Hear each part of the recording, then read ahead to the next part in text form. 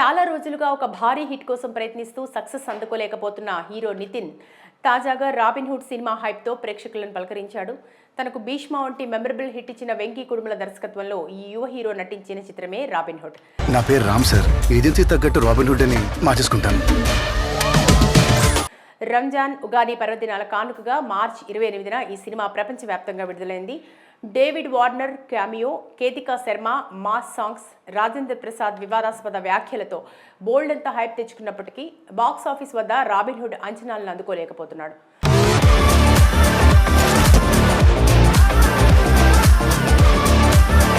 రాబిన్హుడ్లో వెన్నెల Kishore, Rajendra Prasad, Devadatta నాగే, Tom choco, శుభలేఖ సుధాకర్, బ్రహ్మాజీలు కీలక పాత్రలు పోషించారు. జీవి ప్రకాష్ కుమార్ సంగీతం అందించగా మైత్రి మూవీ మేకర్స్ నిర్మాణ సారథ్యం వహించింది. నటీనటులు, సాంకేతిక నిపుణుల రెమ్యునరేషన్, ప్రమోషనల్ కార్యక్రమాలు కలిపి రాబిన్హుడ్ చిత్రానికి 60 కోట్ల బడ్జెట్ అయింది.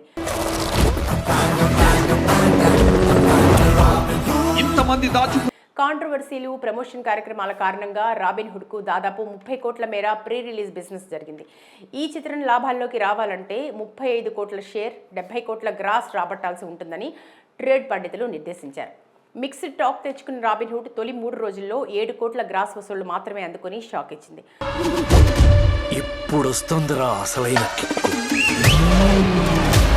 వీకెండ్ డిసప్పాయింట్ చేయడంతో రంజాన్ పర్వదినంపై చిత్ర యూనిట్ ఎన్నో ఆశలు పెట్టుకున్నారు.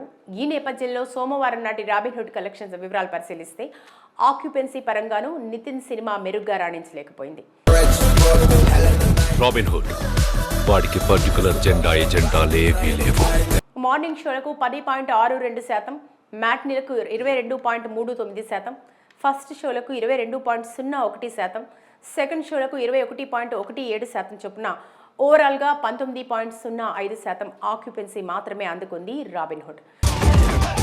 మీరు ఖచ్చితంగా దొంగది పట్టుకోవాలి సార్. 4వ రోజు హైదరాబాద్లో 269 షోలు, బెంగళూరులో 180 షోలు, విశాఖలో 94 షోలు, విజయవాడలో 53 షోలు పడ్డాయి. మొత్తంగా రంజాన్ పండుగను రాబిన్హుడ్ చిత్రం క్యాష్ చేసుకోలేకపోయింది. ప్రపంచవ్యాప్తంగా కేవలం 1 కోటి రూపాయలు మాత్రమే అందుకున్నట్లు సాక్రిక్ తెలిపింది. ఆఫ్లైన్ టికెట్ సేల్స్తో కలిపి ఇది 1,20,00,000 వరకు ఉంటుందని అంచనా. కొవ్వొత్తి వెలుగునిస్తుంది, కానీ అది వెలగాలంటే ఇలాంటి ఫైర్ కావాలి. మొత్తంగా 4 రోజుల వరకు నితిన్ చిత్రం 8 కోట్ల గ్రాస్ రాబట్టింది. వీకెండ్, ఈద్ సమయంలోనే పరిస్థితి ఇలా ఉంటే వర్కింగ్ డేస్లో నితిన్ నిలదొక్కుకోవడం కష్టమేనన్న వాదనలు వినిపిస్తున్నాయి. రాబిన్హుడ్ మూవీ ఇంకా 90% రికవరీ సాధించాల్సి ఉంది. వాళ్ళు అడిగింది Z+ కేటగిరీ, వీళ్ళంతా 70+, 80+ లా ఉన్నారు. మరి నితిన్ ఏం చేస్తాడో చూడాలి. L2 ఎంప్రాన్, వీరధీర సూర, మ్యాడ్ స్క్వేర్ల వంటి చిత్రాల పోటీని తట్టుకుని నితిన్ సినిమా నిలబడుతుందా అన్న అనుమానాలు వ్యక్తమవుతున్నాయి. ఏమాత్రం అటు ఇటు అయినా నితిన్కు మైత్రి మూవీ మేకర్స్కు కోలుకోలేని దెబ్బ గ్యారంటీ అని విశ్లేషకులు హెచ్చరిస్తున్నారు. మన పూర్వీకులు అంటే అదో క్యాస్ట్ కదా. ఇదిలా ఉంటే మరోవైపు ఎంపురాన్ మూవీ బాక్సాఫీస్ కలెక్షన్స్ ఆసక్తికరంగా మారాయి.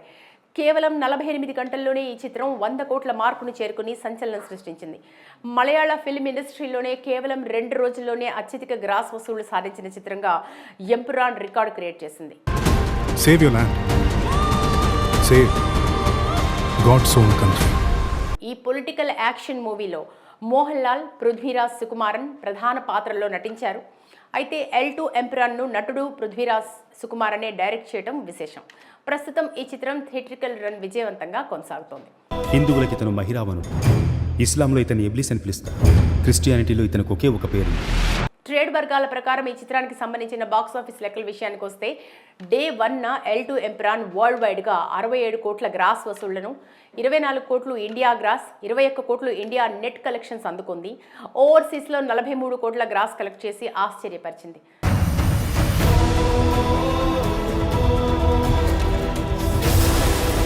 డే 2న వరల్డ్ వైడ్గా 102 కోట్లు వసూలు చేసింది. ఇక డే 2 వరకు ఇండియా గ్రాస్లో చూస్తే 37 కోట్లు, ఇండియా నెట్ 32 కోట్లు, ఓవర్సీస్లో 60 కోట్ల వరకు గ్రాస్ వసూలు చేసింది.